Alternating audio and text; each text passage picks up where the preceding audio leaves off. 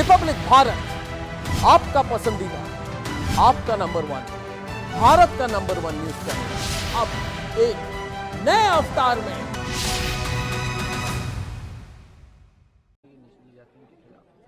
राहुल गांधी जी ने माना है कि 60 साल कांग्रेस जब सत्ता में रही तो इनके समय अनुसूचित जाति जनजाति पिछड़ा वर्ग पर अत्याचार होता रहा, उनको पिछड़ा बना के रखा गया, उनकी केवल वोट का इस्तेमाल किया गया, उनके लिए कुछ नहीं किया गया।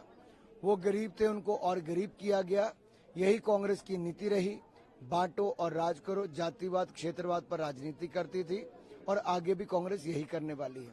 ये स्वयं उन्होंने माना है कि कैसे उनका शोषण भी होता रहा, कैसे उनको आगे बढ़ने का अवसर नहीं दिया गया। अब सवाल ये खड़ा होता है कि जब 10 साल ये अब भी केंद्र की सरकार में रहे, तब भी अपने पार्टी के अध्यादेश चौराहे पे आके फाड़ते रहे। इससे पता चलता है ये अपनी सरकार में ही कितना विश्वास रखते थे। सर, स्वाति मालीवाल वाले मामले पे शशि थरूर से सवाल किया गया कि केजरीवाल की चुप्पी क्यों है। केजरीवाल चुप ना, तो शशि थरूर कहते हैं कि ये महत्वपूर्ण विषय नहीं है। देखिए, कांग्रेस को न संदेश खली महत्वपूर्ण लगता है, न एक महिला सांसद की पिटाई मुख्यमंत्री के घर पे वो महत्वपूर्ण लगता है।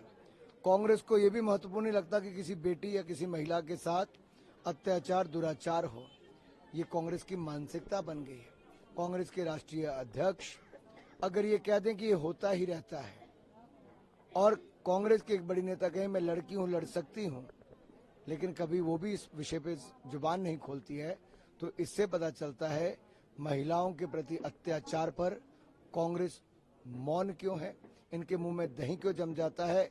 क्योंकि ये तो चोर चोर मुसेरे भाई ने मिलकर गठबंधन बनाया, अब गठबंधन धर्म को निभा रहे हैं। सर, सुबह से ही आप अपने चुनाव प्रचार में लग जाते हैं, किन मुद्दों को लेकर चल रहे हैं और आपको किस तरीके की लग रहा है, क्योंकि मुख्यमंत्री भी इसी हम मोदी सरकार की उपलब्धियों को बताते हैं और राज्य की सरकार की कांग्रेस की विफलताओं को जनता के सामने रखते हैं।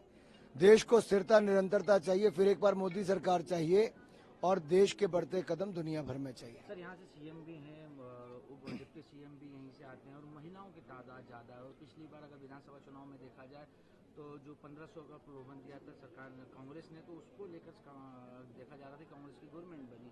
तो अब इसको आप क्या चुनौती मानते हैं, क्योंकि सीएम भी हैं, डिप्टी सीएम भी यहीं इसी क्षेत्र से आते हैं आपके लोकसभा से? किसी भी पद पे जनता बिठाती है, सीएम डिप्टी सीएम का कोई फर्क नहीं पड़ता। जनता ने बनाया है और जनता ने हमारे पास प्रधानमंत्री को बनाया जो दुनिया के सबसे लोकप्रिय नेता है। जनता ने मुझे 4 बार का सांसद बनाया, 5वीं बार फिर बनाएगी। ये जनता है, वो महत्वपूर्ण है और हम जनता के लिए काम करते हैं। दूसरी ओर मुख्यमंत्री उप मुख्यमंत्री पूरी तरह से फेल हो चुके हैं। महिलाओं की तादाद आपकी सीट पे सर ज्यादा है, ज्यादा वोटर महिला, ज्यादा वोटर ज्यादा, इसीलिए तो मातृशक्ति का आशीर्वाद है। 33% आरक्षण हमने इनको दे दिया। मातृशक्ति वंदना बिल लाए, सुकन्या समृद्धि योजना लाए, 2 लाख रुपए जमा करने पे 7.5% ब्याज दर ये दिलाई। ऐसी अनेकों योजनाएं दिलाई जो पहले संभव नहीं थी, वो भी मोदी सरकार ने कराई। 4 करोड़ पक्के मकान, 12 करोड़ शौचालय, 13 करोड़ घरों को नल से जल दिलाया और हमने वहीं पर 60 करोड़ लोगों को मुफ्त में इलाज, तो 80 करोड़ लोगों को मुफ्त में अनाज दिलाया है। इसमें महिलाओं की संख्या बड़ी है जिनको सुविधाएं घर घर पहुंचाई। 2019 के फरवरी में मैंने रिपब्लिक भारत शुरू की। इतनी सपोर्ट मिली हमारे राष्ट्रवादी चैनल को कि 1 साल के अंदर भारत का नंबर 1 चैनल हो गया। उसके बाद कई लोगों ने मेरे खिलाफ और रिपब्लिक मीडिया नेटवर्क के खिलाफ साजिश की। वो तो सब आप जानते हैं दोस्तों, दोहराने की ज़रूरत नहीं। आज मैं उन सब लोगों को कहना चाहता हूँ कि रिपब्लिक भारत एशिया के सबसे बड़े न्यूज़ रूम से ऑपरेट करेगा और एशिया के सबसे बड़े स्टूडियो कॉम्प्लेक्स, जिसको हमने संघर्ष और तपस्या से बनाई।